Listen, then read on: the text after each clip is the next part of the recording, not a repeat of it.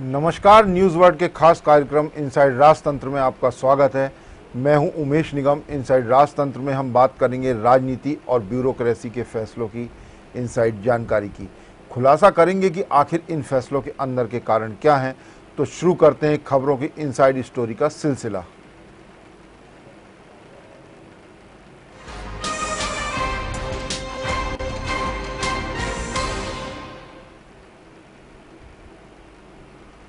Corona संक्रमण की दूसरी लहर के शुरुआत से लेकर अब तक किरकिरी करवाने के बाद स्वास्थ्य विभाग का अमला स्वास्थ्य सेवाएं दुरुस्त करने में सक्रिय हुआ।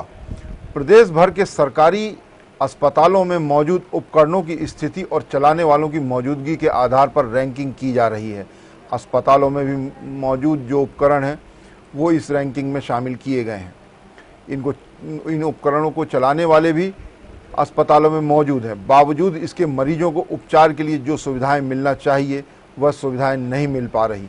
इसी वजह से मरीजों को इधर उधर भटकना पड़ता है। इन सरकारी अस्पतालों की अव्यवस्था के मामले अक्सर सोशल मीडिया से लेकर तमाम प्लेटफॉर्म पर चर्चा का विषय बने रहते हैं। इसके चलते सरकार की भी खासी किरकिरी होती है। स्वास्थ्य विभाग के द्वारा जिला अस्पताल से लेकर उप स्वास्थ्य केंद्र तक रैंकिंग के लिए कराए गए सर्वे में आगर, ढिंडोरी, दमोह, मंदसौर, खंडवा, नीमच और टीकमगढ़ जिले में 90% से ज़्यादा उपकरण काम करते हुए बताए गए हैं, जबकि विदिशा, रायसेन में इस सर्वे में केवल 86% उपकरण ही जिला अस्पतालों में चालू हालत में बताए गए हैं। स्वास्थ्य विभाग का दावा है कि ग्रामीण स्वास्थ्य केंद्रों पर 84% इक्विपमेंट काम कर रहे हैं। प्रदेश के जिला अस्पतालों में 1,46,256 इक्विपमेंट हैं, जिसमें से केवल 1,23,916 ही चालू हालत में है। कोरोना की तीसरी लहर की दस्तक के साथ ही यह जरूरी हो गया है कि अस्पतालों में पर्याप्त उपकरण चालू हालत में होने चाहिए। दवाइयों का पर्याप्त भंडारण हो ताकि दूसरी लहर की तरह तीसरी लहर में किसी भी तरह की अफरा तफरी ना मच सके। वैज्ञानिकों के अनुसार दूसरी लहर में कोरोना के डेल्टा वेरिएंट की तीव्रता काफ़ी अधिक थी, जिससे संक्रमण तेजी से फैला। अब कोरोना का डेल्टा प्लस वेरिएंट भी आ गया है।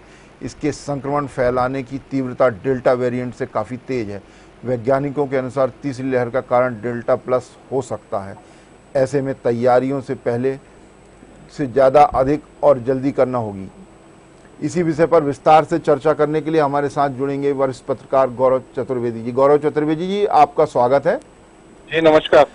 गौरव जी, अस्पतालों में संसाधनों की कमी है, उपकरण हैं चालू हालत में नहीं हैं, यदि उपकरण हैं तो उनको चलाने वाले नहीं हैं। तो ऐसी स्थिति में कैसे तीसरी लहर से और आने वाले दिनों में कैसे लड़ पाएंगे? हालांकि स्वास्थ्य विभाग ने रैंकिंग कराई है, अब ये रैंकिंग भी पिछली सारी रैंकिंगों की तरह खाना पूर्ति है या वास्तविकता के धरातल पर कुछ इसमें होता दिख रहा है? कैसे देखते हैं? देखिए, अगर हम पिछले उदाहरणों को देखें जी, कोरोना की पहली लहर, कोरोना की दूसरी लहर में सरकार को जो तैयारियां करना थी, सरकार वो तैयारी नहीं कर पाई। जी, इंफ्रास्ट्रक्चर भरपूर था, लेकिन जो छोटी छोटी मैनेजेबल व्यवस्थाएं थी उनको करने में सरकार नाकाम रही। जैसे मैं बात करूं ऑक्सीजन की, ऑक्सीजन प्लांट, हॉस्पिटल बने हुए थे लेकिन ऑक्सीजन प्लांटिंग से हॉस्पिटल बने हुए थे, दवाइयां नहीं थी। हॉस्पिटल बने हुए हैं, पैरामेडिकल स्टाफ नहीं है। हॉस्पिटल बने हुए हैं, डॉक्टर नहीं। सरकार को जो प्राइमरी लेवल पर वहां बैठकर तैयारियां करना चाहिए। आज मैनेजमेंट का जमाना है, सरकार मैनेजमेंट में पिछड़ रही है। सरकार को सबसे पहले जितने भी हॉस्पिटल हैं, जो इंफ्रास्ट्रक्चर हम सरकार के पास मौजूद है, उस अस्पताल के हिसाब से जो डॉक्टर्स हैं, पैरामेडिकल स्टाफ है, उसकी तत्काल किसी भी तरह, चाहे संविदा नियुक्ति करे, चाहे अपॉइंटमेंट, रेगुलर अपॉइंटमेंट करे, सबसे पहला काम ये करना चाहिए। और उसके बाद जो मेंटेनेंस लाइक आइटम है, जो वेंटिलेटर्स हैं, ऑक्सीजन कंसंट्रेटर हैं, इनकी व्यवस्थाएं करते तो कोई यानी बहुत बड़ा काम नहीं करना है सरकार को। सरकार को हर कार्य को एक व्यवस्थित तरीके से अंजाम देना है। गौरव जी, तीसरी लहर दस्तक दे रही है, ऐसे में स्वास्थ्य सेवाएं जो मध्य प्रदेश में हैं वो क्या ठीक कही जा सकती हैं? क्योंकि दूसरी लहर के शुरुआती दौर में ही ऑक्सीजन, वेंटिलेटर सहित दवाओं की खासी कमी देखी गई थी।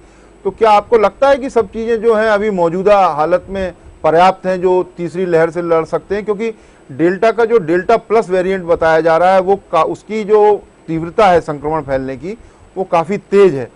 जो डेल्टा था वो जो है 7 दिन में संक्रमण शरीर में फैलता था संक्रमित होने के बाद, लेकिन ये तो 2 से 3 दिन में ही डेल्टा प्लस की स्थिति है, तो ऐसे में तो और भयावह स्थिति हो जाएगी। क्या कहेंगे आप? देखिए मैं इसीलिए आपसे कह रहा हूं कि सरकार को सबसे पहले डॉक्टर्स और पैरामेडिकल स्टाफ की व्यवस्था करना चाहिए। आज हॉस्पिटल है सरकार के पास, हर जिला मुख्यालय पे बढ़िया अस्पताल बने हुए हैं, प्राइमरी सेंटर्स बने हुए हैं, लेकिन ना वहां पर डॉक्टर है, ना वहां पर नर्सेज है, ना वहां पर अदर स्टाफ है। तो सबसे पहले सरकार इनकी व्यवस्था करे सुव्यवस्थित तरीके से। उसके बाद वहां पर जो प्राइमरी हेल्थ सेंटर, आप जैसे प्राइमरी हेल्थ सेंटर, तो प्राइमरी हेल्थ सेंटर के लायक जो आवश्यक दवाइयां हैं वो उनकी उपलब्धता कराए उस आनुपातिक तरीके से, कि यहाँ पर अगर इतनी पॉपुलेशन है, संभावना इतने मरीज आने की है, तो हम कम से कम उसको प्राइमरी तौर पर हम इतनी दवाइयां दें। बाकी व्यवस्थाएं जब मरीज आना शुरू होंगे उसके बाद करने की है। बाकी व्यवस्थाएं भी सरकार लगातार मॉनिटरिंग करती रहेगी, तो उसे कहीं कोई दिक्कत नहीं आएगी। हम बात आज जैसे हम बात करें, अगर तीसरी लहर को रोकने के लिए सबसे सशक्त उपाय माना जा रहा है तो वैक्सीनेशन सशक्त उपाय है, लेकिन वैक्सीनेशन को लेकर सरकार की जिस तरीके की लापरवाही विगत 4 दिन के अंदर सामने आई है कि सरकार ने सिर्फ और सिर्फ अपने अभियान को सफल बनाने के लिए 4 दिन वैक्सीनेशन नहीं कराया और एक दिन ज्यादा तादाद में वैक्सीनेशन करके अपनी पीठ थपथपाने का काम कर रही। अगर इन अभियान की बजाय इसको रेगुलर प्रोसेस पे चलाते रहेंगे तो बहुत आसानी के साथ दूसरा आम जनता के बीच में जो भय का वातावरण बना हुआ है उसे खत्म करने के लिए सरकार अपने स्तर पर कार्य करे। बहुत जरूरी है, राजनीतिक तरीके से भी करे, सामाजिक तरीके से भी करे और सहयोगात्मक तरीके से करे। आम जनता इस काम के लिए तैयार है, लेकिन उस तक वो बात पहुंचे। जी हाँ, ये बिल्कुल सही कहा आपने कि जो मुहिम चल रही है वैक्सीनेशन की, वो मुहिम भी चलती रहे और जो नियमित लगाने का काम चल रहा था वो भी चलता रहे, तो जिससे ज़्यादा से ज़्यादा वैक्सीनेशन हो जाए, क्योंकि वैक्सीन ही इसका एक अभी उपाय दिख रहा है।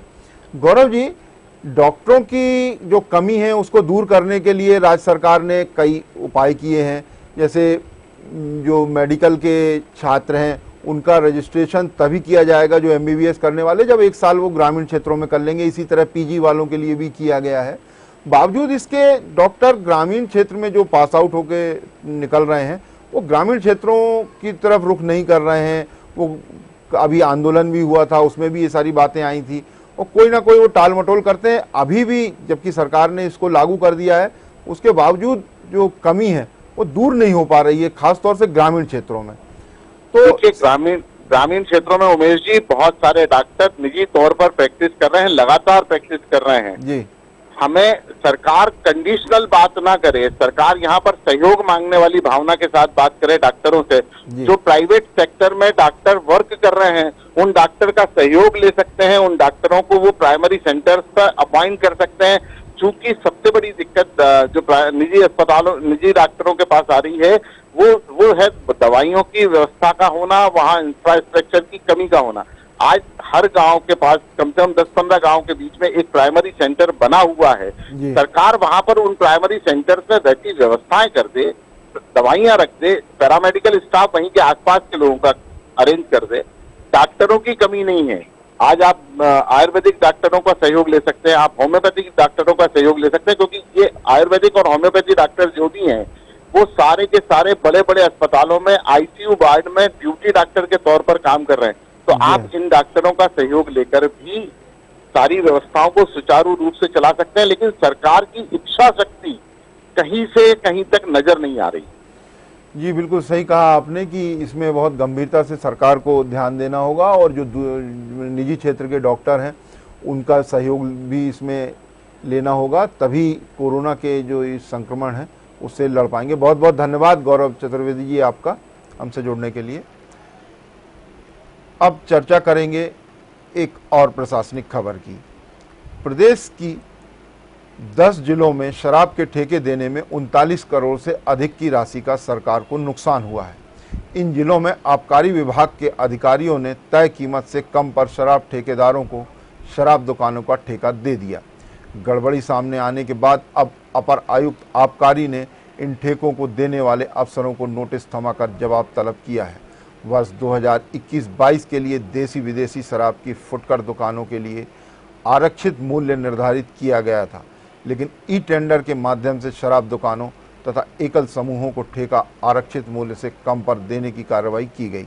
अनूपपुर, बड़वानी, बैतूल, बुरहानपुर, छतरपुर में सरकारी तय कीमत से कम पर शराब के ठेके दिए गए।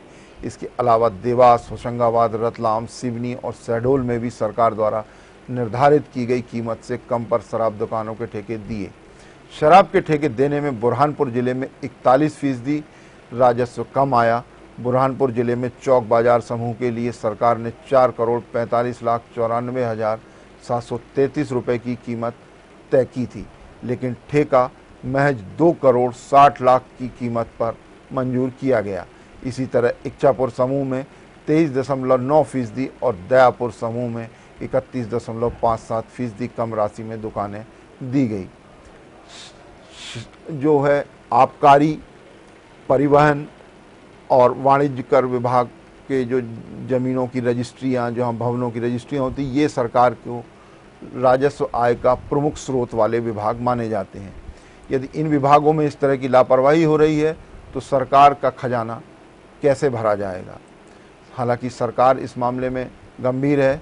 जिन अधिकारियों के द्वारा लापरवाही बरती गई है उनको नोटिस थमाए गए हैं और उनसे जवाब तलब किया गया है कि ये ठेके जो हैं सरकार ने जब कीमत तय की थी उन कीमतों से कम पर कैसे ठेका दे दिया गया। ये प्रदेश के 10 जिलों में ये हालत है कि जहाँ पर सरकार ने जो कीमतें तय की थी शराब दुकानों की, उससे कम पर ठेके दे दिए गए। शराब के ठेके देने में सरकार को 39 करोड़ का नुकसान हुआ है। 10 महीने के लिए दिए गए विदेशी शराब दुकानों के ठेके जो हैं ये 10 महीने के लिए दिए गए हैं। आबकारी विभाग ने 10 जिलों के अफसरों को नोटिस थमाकर पूछताछ की है कि इसमें आपकी मंशा क्या थी जो कम राशि पर मंजूर किया गया, जबकि सरकार ने इनकी कीमत पहले ही तय कर दी थी। अनूपपुर, बड़वानी, बैतूल, बुरहानपुर, छतरपुर में सरकारी कीमत से कम पर ठेके दिए गए हैं। इसके अलावा देवास, होशंगाबाद, रतलाम, सिवनी और शहडोल में भी तय कीमत से कम पर शराब दुकानों के ठेके अफसरों ने दे दिए हैं।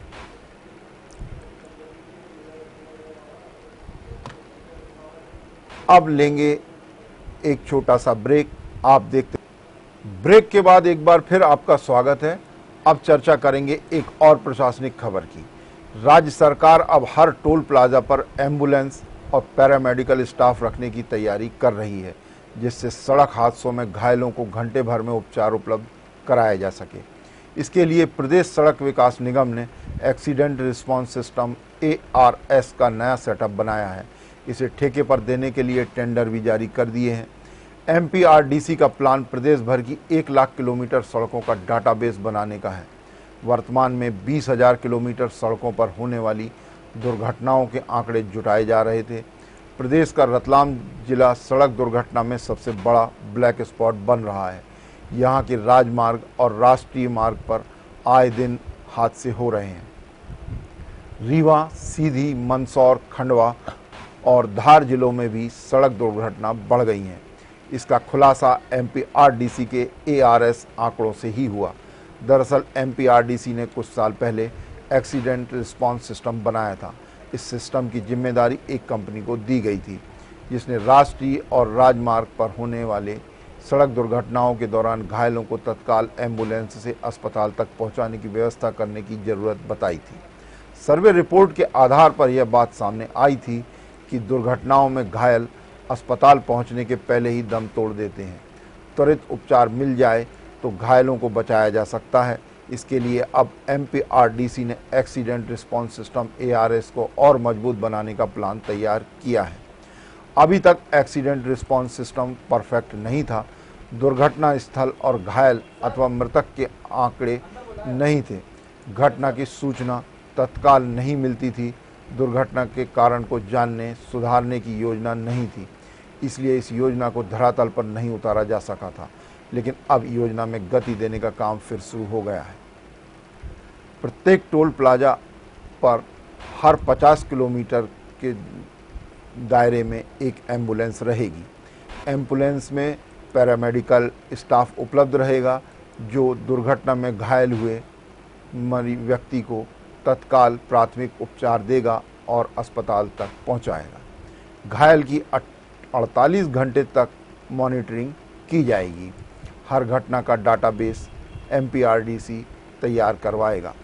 दुर्घटना रहित सड़कों को बनाने के लिए निर्माण एजेंसियों को ये स्टडी रिपोर्ट दी जाएगी, जिससे वो सड़कों का निर्माण इस तरह से करें कि आने वाले दिनों में दुर्घटनाएं कम से कम हों और उन पर अंकुश लगाया जाए। अभी तक घटना की तत्काल सूचना नहीं मिलती थी, इसके चलते ये सारे उपाय नहीं किए जा सकते थे, लेकिन अब घटना की तत्काल सूचना मिलेगी और तत्काल उपाय किए जाएंगे। सूचना तंत्र मजबूत होगा, जिससे एम्बुलेंस से 1 घंटे में उपचार मिल सकेगा। अब बात करेंगे खास सेगमेंट चलते चलते की, जिसमें राजनीति या ब्यूरोक्रेसी के क्षेत्र में चर्चित प्रसंग की बात की जाती है। तो आज राजनीति से जुड़ा एक प्रसंग खासा चर्चा का विषय बना हुआ है। कहते हैं किसी के दिल में बसने का रास्ता पेट से होकर गुजरता है। ऐसा ही कुछ करने के लिए आजकल राजनेता बखूबी डिनर डिप्लोमेसी कर रहे हैं, चाहे अपने कट्टर समर्थकों के लिए रास्ते सुगम बनाना हो या फिर खुद के लिए मुफीद माहौल तैयार करना हो। सब कुछ डिनर डिप्लोमेसी के सहारे ही किया जा रहा है। डिनर के लिए कोई आमंत्रण दे या न दे, नेताजी खुद ही फ़ोन लगाकर बोल देते हैं, हम मिलने आ रहे, भोजन तो कराओगे ना। इस तरह से बोलने के बाद कौन डिनर के लिए मना करेगा। नेताजी के बुंदेलखंड क्षेत्र के समर्थक एक मंत्री की उसी क्षेत्र के प्रभावशाली 2 मंत्रियों से पटरी नहीं बैठ रही थी। इसलिए कुछ दिन पहले नेताजी जब भोपाल दौरे पर आए थे, तब इनमें से एक मंत्री के बंगले चाय पीने पहुंचे तो दूसरे मंत्री के बंगले डिनर करने चल दिए। इस दौरान उनके समर्थक मंत्री भी साथ में ही थे। अब भोजन पर बैठे थे तो अपने समर्थक के गिले शिकवे भी दूर करवा दिए। इस बार नेताजी फिर भोपाल दौरे पर आए तो चंबल क्षेत्र के एक ठाकुर मंत्री के यहाँ डिनर करने पहुँच गए। संगठन के एक बड़े ओहदेदार पंडित जी, जो इन मंत्री के धुर विरोधी हैं, नेताजी उनको भी अपने साथ इन मंत्री जी के बंगले डिनर कराने ले गए।